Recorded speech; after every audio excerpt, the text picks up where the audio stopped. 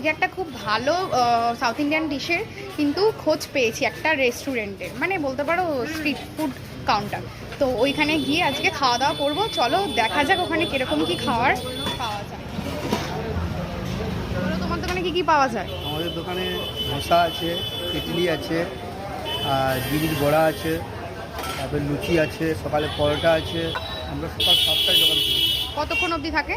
12টা অবধি খোলা থাকে।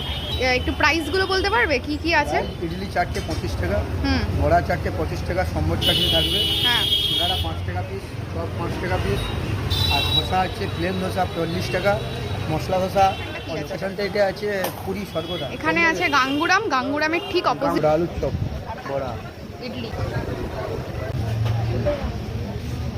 না খাবোই না। এটা আছে চাটনি দিলাম আর ধরুন।